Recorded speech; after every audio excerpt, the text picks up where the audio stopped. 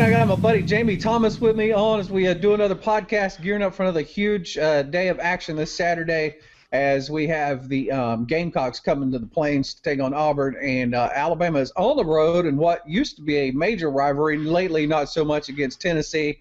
War Eagle, and how are you, buddy? Roll Tide, man. I'm great. How are you? I'm fantastic. I'm probably more anxious than you are for a game because we had a bye week last week, so I'm ready to see Auburn play, especially after what we'd seen the week before. So I'm really pumped up about this weekend. I think emotionally you needed a bye week after we spoke after the Mississippi State game, man. You were not in a good place. Well, I've watched that game like 3 times since then.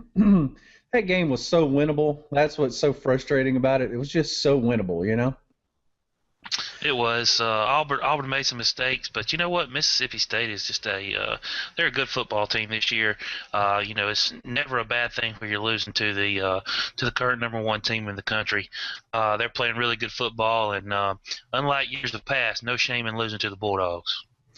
Well, let's talk a little bit first about Alabama, and then we'll get to Auburn. What a dominating performance by the Tide. I guess my question to you, because you probably are like me, you probably watch and pay more attention to games than I do, is Alabama finding their own, or are they going to be an on-again, off-again team, or do you think everything's finally clicked and Alabama's here, or what did that mean? What did that game mean? Well, that was the most complete game I've seen Bama play since the national championship game against Notre Dame a couple of years ago. Offensively, they played well. They dominated the line of scrimmage. Threw the ball well, ran the ball well. T.J. Yeldon really came out. He averaged 8 yards a carry.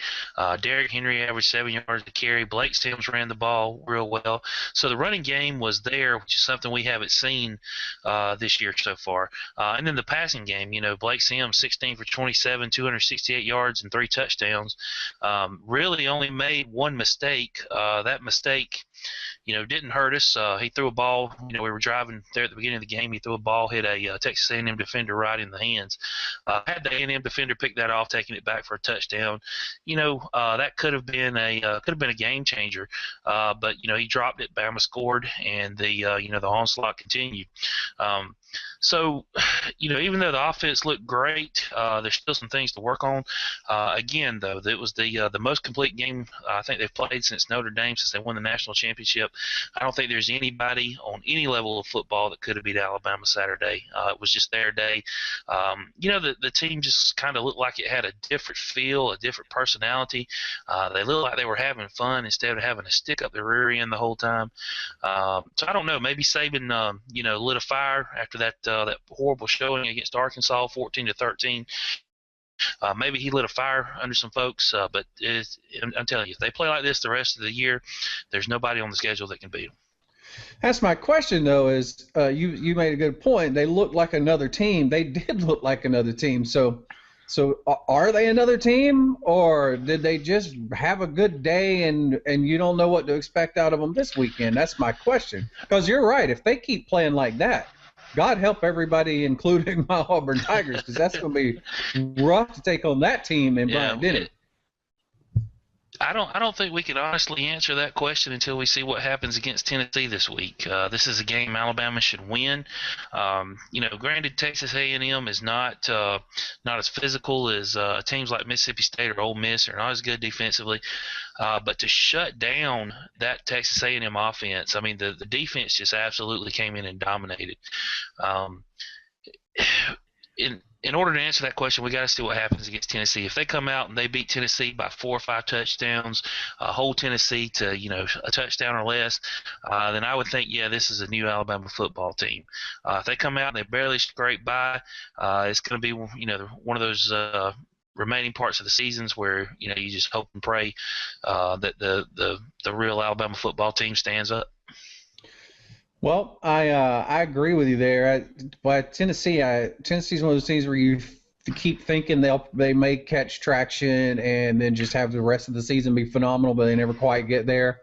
Mm-hmm. So I definitely don't think they get there against Alabama. I don't think that's their breakout game. But they have the ability to make it. If Alabama doesn't play quite like last week, and then Tennessee plays to the best of their ability, they at least have a chance to make it some kind of a game. So it could be interesting. A night game in Neyland Stadium in Knoxville. That crowd, they're always up for Alabama. It's going to be a hostile environment. Bama needs to punch Tennessee in the mouth early, get up quick, and go ahead and take the crowd out of it. And at that point, the domination can begin. I'm going to use this nifty new tool on this nifty new way we're recording these to look at some statistics, and you should be able to see them, I think. But looking at Alabama and Tennessee and comparing them up, I'll tell you that on paper now, Tennessee doesn't look as horrible as you would think otherwise. Offensively, they're putting up 231 yards a game. Their rushing is where their problem is. Their rushing is it leaves a lot to be desired. And I think that's just from looking at the stats, because I haven't watched Tennessee play that much, but that looks like where they're going to have problems. And with that Alabama defense, if Tennessee's only averaging 94 yards a game rushing, and you come up against Alabama, who's only allowing 62.9 yards a game rushing, yeah, you're probably going to have a really bad day in the rushing arena. Yeah, that's going to be tough for Tennessee to establish a running game. Our defensive line and linebackers are pretty much ball hawking right now. They're getting to the ball. They're destroying the line of scrimmage. The tackles for loss are up. The penetration into the line of scrimmage is up. Tennessee's going to have to throw the ball, I think, 40 or 50 times in order to, and hope for the big play in order to have a chance to beat Bama. Well, let's move on and talk about the Auburn game, getting South Carolina at home. God, I think I'm real happy about this because I think it's a game that the guys could get up for, which I think needs to happen. And it's at home, which I think needed to happen. So that'll be good. That Mississippi State game, Nick Marshall, not just that game, but a couple other times during the season, has just had this issue with his passes getting batted down. He's not a super tall guy, but he's not short. He's 6'1". I don't know if he's just losing his eyesight and he's not seeing defenders in front of him, or if he doesn't understand the concept of passing lanes, or if he's completely forgot all that. But Nick Marshall as a passer frustrates me to no end. So, they weren't shy about coming out and saying in the press conference this week that that's a huge thing that they've been working on. And I think we're going to probably need the pass game and run game working together, which ultimately that's what you want. You want a balanced team. Auburn hasn't had one of those in a couple of years now. But, my faith in Marshall to do anything passing related, it gets less and less by the week. Yeah, he's he's only completing 55% of his passes this year. That is not championship caliber stats. Jeremy Johnson, I know he hasn't thrown the ball near as many times, hasn't played as much as Nick Marshall, but when he's been in the game throwing, he has looked good. And I know you can't have a two-quarterback system.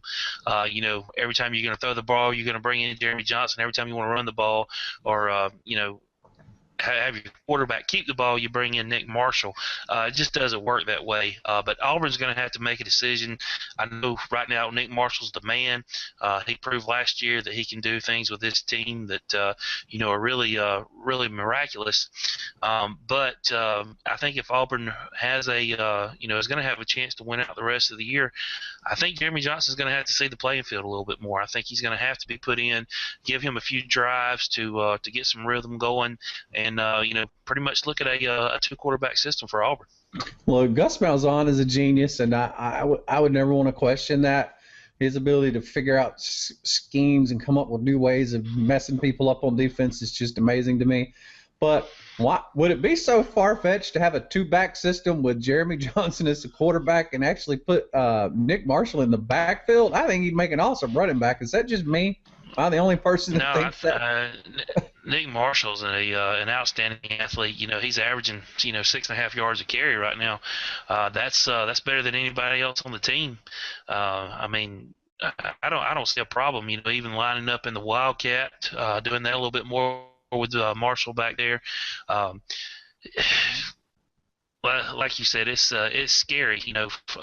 Even from a Bama fan standpoint, I need to see Auburn win out the rest of the year because you guys have got to be Ole Miss in order for us to have a chance.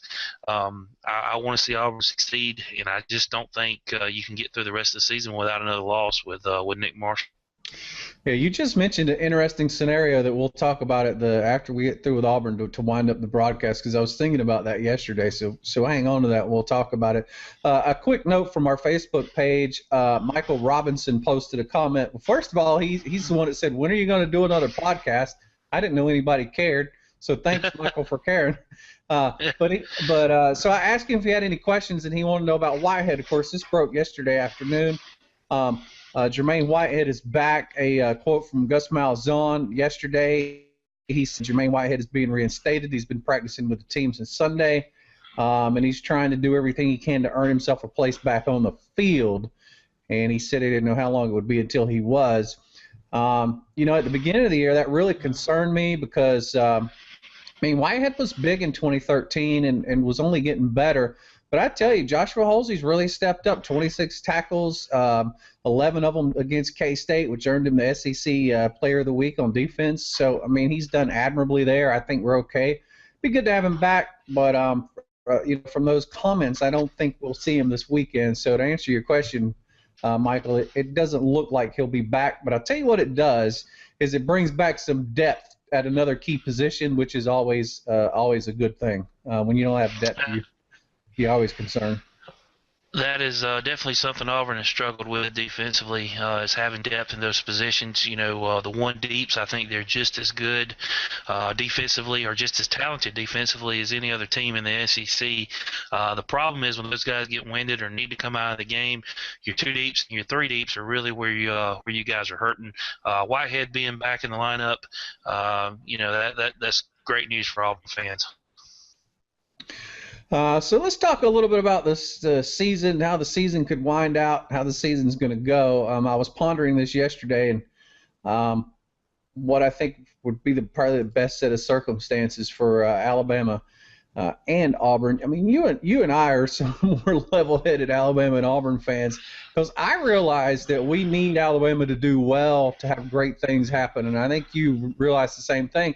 And the reason that lines up like that is because we have the last game of the season together every year. So right. If you're already doing really well and you win that game, it puts you way over the top. And if you're having an average season, but the other team is ranked number 1, 2, 3, 4, 5, or something like that, and you can beat them at the end of the year, it launches you from being just outside the conversation to being inside the conversation. So it's very important that the other team do really, really well. And, best case scenario for the rest of this year is I think both teams win out, because we really need you to beat Mississippi State and us beat you need us to beat Ole Miss, and you beat us. That's best case scenario, right?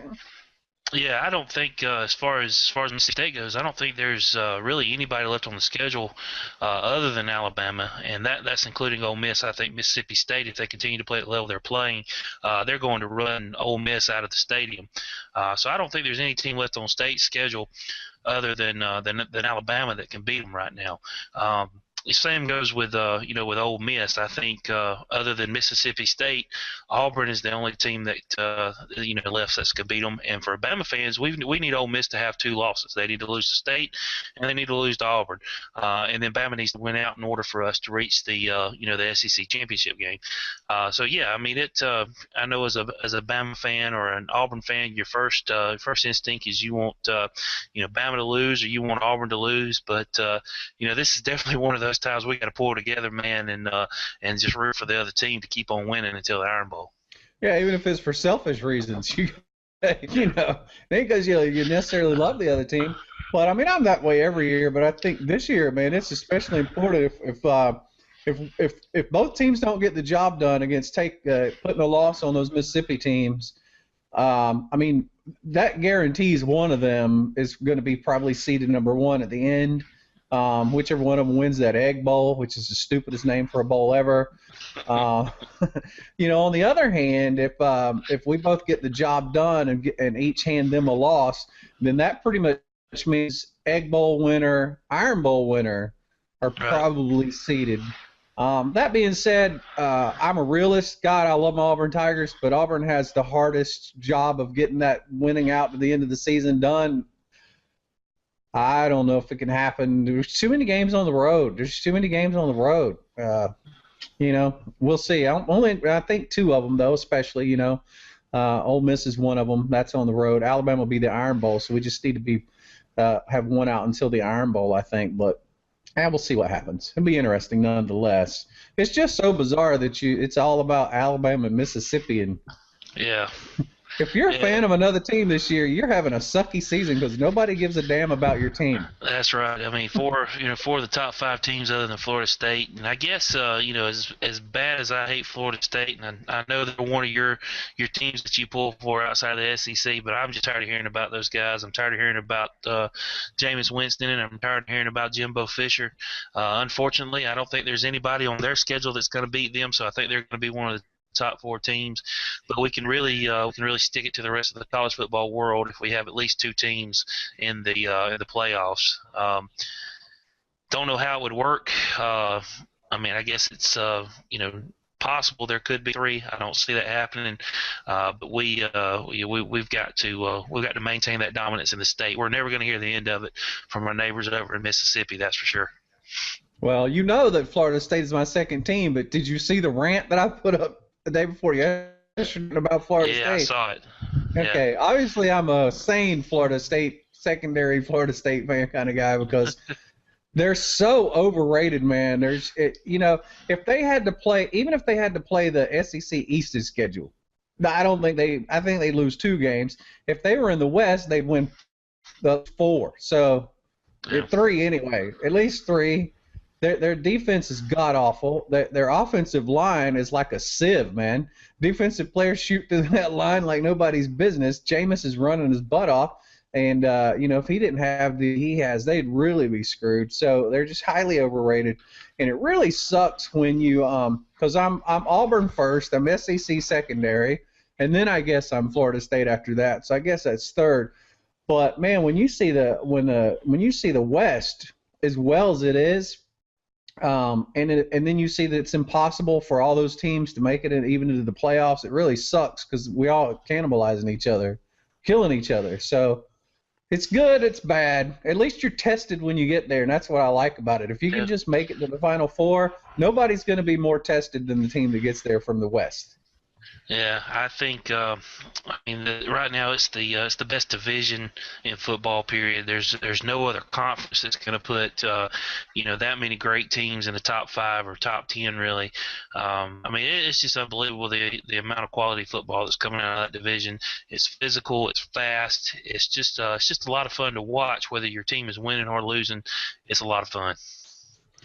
Well, hopefully you guys taking some extra security up there to Neyland Stadium for Lane Kiffin, so you don't get a bottle thrown at him. I saw that on one of the forums where somebody was planning on trying to hit him with a bottle.